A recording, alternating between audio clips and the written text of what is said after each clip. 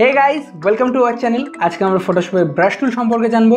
নাম শুনেই বোঝা যাচ্ছে ব্রাশ টুল আমরা মেনলি পেইন্টিং করতে ইউজ করি, একদম না, আরো অনেক কাজে আমরা ইউজ করি। মেনলি ফার্দার যখন আমরা আরো টুলস জানবো যেমন ইরেজার টুল বা ক্লোন স্ট্যাম্প টুল, সেখানেও আমরা ব্রাশ টুলের মতন কিছু জিনিস দেখতে পারবো। তো চলুন কথা না বাড়িয়ে let's enter the magical world.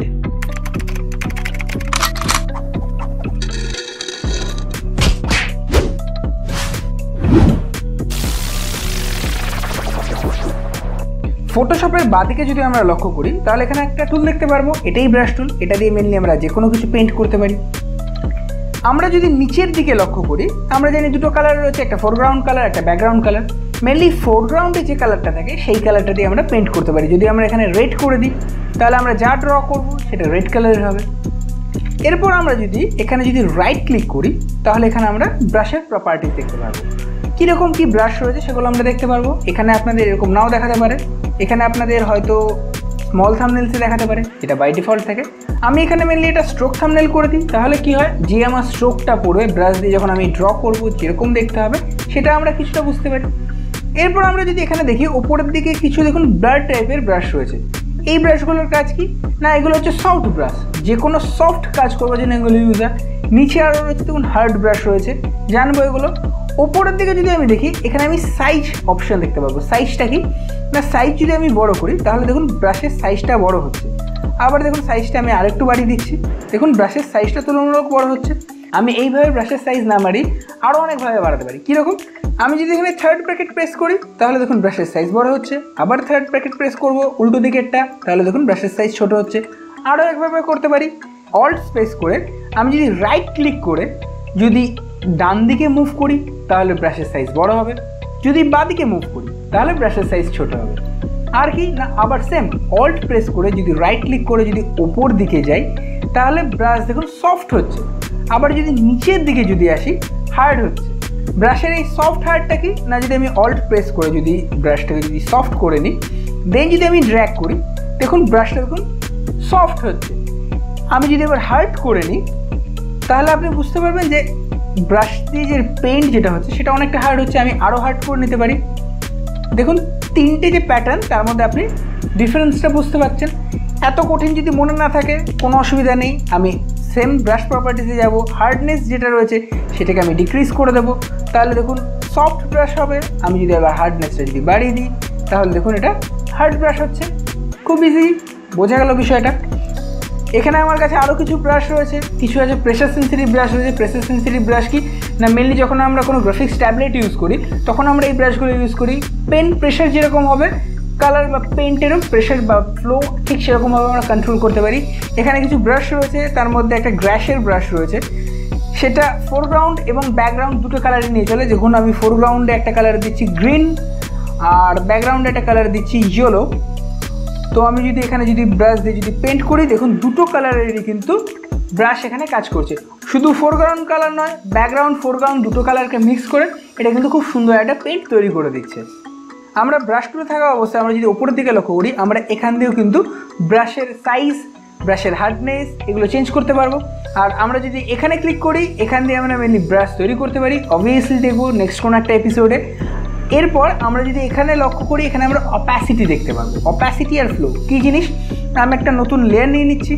অপ্যাসিটি কি, অপ্যাসিটি যদি 100 থাকে আমাদের তাহলে দেখুন ব্রাশের যেটা ড্র হচ্ছে আমি যদি অপ্যাসিটিটা যদি একটু কমিয়ে দিই তারপর যদি আমি পেন্ট করি দেখুন এটা ট্রান্সপারেন্ট হয়ে যাচ্ছে। আর একটু ভালোভাবে বোঝার জন্য আমরা ইয়েলো কালার দিয়ে 100 অপ্যাসিটিতে রেখে প্রথমে একটা পেন্ট করছি। নেক্সট আমি রেড কালার নিয়ে নিলাম, দেন যদি আমি এখানে ড্র্যাগ করি তাহলে দেখবো যে ইয়েলো কালারটা রেড কালারের নিচে চাপা পড়ে গেছে।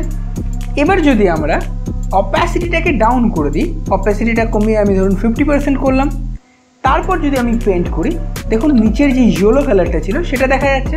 মেনলি ওপরের রেড কালারের যে অপ্যাসিটি যেটা ছিল সেটা আমি একটা কমিয়ে দিয়েছি। মেনলি কী হয়েছে না ট্রান্সপারেন্ট হয়ে গেছে রেড কালারটা, তো নিচের দিক থেকে যে ইয়েলো কালার যেটা ছিল সেটা খুব ইজিলি বোঝা যাচ্ছে। নেক্সট দেখবো ফ্লোয়ের কাজ। ফ্লোয়ের কাজ দেখার জন্য আমি লেয়ারটিকে ডিলিট করে দিচ্ছি, একটা নতুন লেয়ার নিয়ে নিচ্ছি, অপ্যাসিটিটাও হাই করে দিলাম। আমি প্রথমে একটা সিলেকশন করে নিচ্ছি।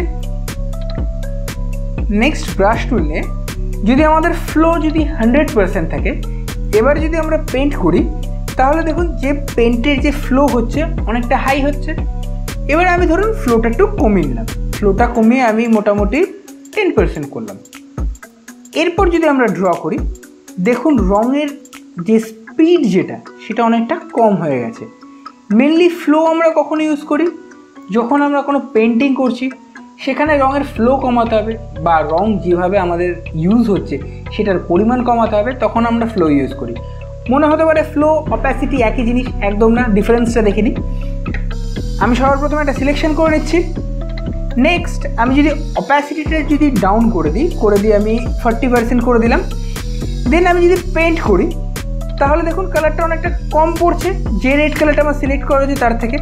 এবার আমি যতক্ষণ পর্যন্ত মাউস ছাড়বো না, মাউসের ক্লিক যতক্ষণ পর্যন্ত রিলিজ করছি না, ততক্ষণ আমি যতই এখানে বারবার করি না কেন কোনো কিন্তু ডিপ কালার হবে না। আমি যদি মাউসের ক্লিক একবার ছেড়ে দিই, নেক্সট যদি আবার ড্র্যাগ করি, কালারটা কিন্তু বাড়তে থাকবে।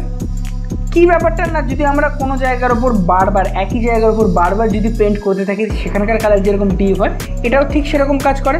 আমি যদি আবার ক্লিক ছেড়ে দিই, যদি আবার ড্র্যাগ করি, তাহলে দেখুন কালারটা কিন্তু ধীরে ধীরে ডিপ হচ্ছে।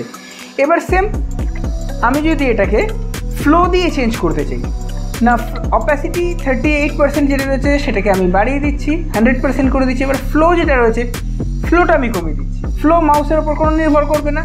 দেখুন আমি এখানে পেন্ট করছি, ধীরে ধীরে পড়ছে। আমি একই জায়গায় যদি বারবার যদি এটাকে ওভার করি তাহলে দেখুন কালারটা কিন্তু ডিপ হয়ে যাচ্ছে। আর একটু ভালোভাবে দেখি, না আমি ফ্লো যেটা রয়েছে আমি আরও হালকা করে দিলাম, আমি 10% রাখছি। নেক্সট আমি একবার ড্র্যাগ করলাম, অনেক হালকা কালার পড়েছে। আমি ঠিক ওখান দিয়ে আবার যখন ড্র্যাগ করছি দেখুন কালারটা কিন্তু ধীরে ধীরে ডিপ হতে থাকছে। ফ্লো কি জিনিস খুব ইজিভাবে যদি আমরা বলতে চাই তাহলে বলতে পারি মেনলি কলের যে জলের স্পিড যেটা রয়েছে সেটার ফ্লো যদি বেশি থাকে তাহলে আমরা যদি কম করতে চাই কলটা একটুখানি বন্ধ করে দিই। আবার যদি মনে করি যে ফ্লো কম হচ্ছে তাহলে আমরা কলটা খুলে দিই। ঠিক এরকমই প্র্যাকটিসের সাথে সাথে আপনারা এটার উপর বেটার কাজ করতে পারবেন।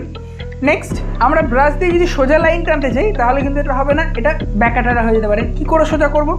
না ইউজ শিফট।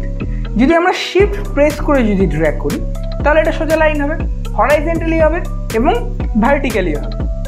এবার আমরা যদি ডায়াগোনালি করতে চাই তাহলে কি করে করব? জাস্ট আমরা যেখান থেকে স্টার্ট করতে চাইছি সেখানে একটা ক্লিক করব, দেন শিফট প্রেস করে যেখান পর্যন্ত নিয়ে যেতে চাইছি সেখানে গিয়ে আরেকটা ক্লিক করব। এখানে একটা সোজা ডায়াগোনালি লাইন ক্রিয়েট করে দেবে। আরও একটা জিনিস, আমরা যদি শিফট যদি না ছেড়ে যদি কন্টিনিউয়াস ক্লিক করতে থাকি তাহলে দেখুন এটা কন্টিনিউ লাইন কিন্তু ক্রিয়েট করতে করতে চলে যাচ্ছে। আমরা গত এপিসোডে লেয়ারের ব্লেন্ডিং মোড দেখেছিলাম, ব্রাশেরও কিছুটা ব্লেন্ডিং মোড রয়েছে। এর ওপর দিকে ঠিক অপাসিটির পাশে যদি আমরা লক্ষ্য করি তাহলে আমরা এখানে দেখতে পারবো যে ব্লেন্ডিং মোড রয়েছে নর্মাল। আমরা ব্লেন্ডিং মোড এখান দিয়ে চেঞ্জ করতে পারি। কীরকম না, যদি আমি সবার প্রথমে একটা ড্র করছি ব্ল্যাক কালার, নেক্সট আমি এখান থেকে ব্লেন্ডিং মোড যদি চেঞ্জ করে দিয়ে ডিজলভ করে দিই, দেন যদি আমি ড্র করি দেখুন ডিজলভের মতো, বা গত এপিসোডে আমরা দেখেছিলাম ডিজলভ মিলে একটা টেক্সচার এফেক্ট পাওয়া যায়, ঠিক এখানেও দেখুন চারপাশ দিয়ে একটা আলাদা ইফেক্ট পাওয়া যাচ্ছে ডিজলভের মতন। নেক্সট দেখুন এখানে একটা বিহাইন্ড বলে অপশান আছে। বিহাইন্ডের অপশানটা কি না, আমি কালারটা চেঞ্জ করে নিচ্ছি, রেড করে নিচ্ছি, আমি সেম লেয়ারে রয়েছি। এরপর যদি আমি ড্র করি দেখুন ব্ল্যাক কালারের ওপর কিন্তু পেন্টটা হচ্ছে না, ব্ল্যাক কালারের ঠিক পেছন দিকে এটার কালার হচ্ছে। এটা আমরা মেনলি লেয়ার দিয়ে করতে পারি, কিন্তু একটা সেম লেয়ারের উপর কিন্তু আমরা ব্লেন্ডিং অপশানস চেঞ্জ করে দিয়ে এটা করতে পারি। কিন্তু আমি বলবো সবসময়ের জন্য নতুন নতুন লেয়ার নিয়ে সেখানে যদি আমরা পেন্ট করি আমরা পরে এটাকে চেঞ্জ করতে পারবো। এখানে ব্লেন্ডিং মোড মেনলি আমরা নর্মালে রেখেই কাজ করি, কারণ আদার্স ব্লেন্ডিং মোডগুলো ঠিক সেরকম ইউজ হয় না। নর্মালি রেখে আমি বলবো কাজ করাটাই বেটার হবে। তো আজকে আমরা ব্রাশ টুলের বেসিক সম্পর্কে জানলাম, ধীরে ধীরে আমরা ব্রাশ টুলের আরও অনেক কিছু জানবো। কেন আমরা ব্রাশ টুল জানলাম না, এখানে ক্লোন স্ট্যাম্প টুল রয়েছে বা ডজ অ্যান্ড বার্ন টুল রয়েছে যেগুলো কিছুটা ব্রাশ টুলের মতনই। ইরেজার টুল রয়েছে, ইরেজার টুল দিয়ে মেনলি আমরা যে কোনো জিনিস ইরেজ করবার জন্য ইউজ করি। ইরেজার টুলও যদি আমরা দেখি তাহলে এখানে আমরা অপাসিটি ফ্লো দেখতে পারবো। মেনলি আমরা ইরেজার টুল ইউজ করি না। ইরেজার টুল একটা ডিস্ট্রাকটিভ টুল। কি ডিস্ট্রাকটিভ টুল বা ইরেজার টুল কেন ইউজ করি না, ইরেজার টুলের বদলে আমরা কি ইউজ করি, অবশ্যই জানবো নেক্সট কোনো একটা ভিডিওতে। আজকের মতো এই পর্যন্তই। যদি ভিডিওটি ভালো লেগে থাকে তাহলে অবশ্যই লাইক করবেন, আর যদি কোনো কোয়ারি থাকে তাহলে কমেন্ট করে জানাবেন। ফটোগ্রাফি এবং পোস্ট প্রসেসিং সংক্রান্ত ভিডিওসের জন্য অবশ্যই সাবস্ক্রাইব করবেন আমাদের এই চ্যানেলটি। Thanks for watching.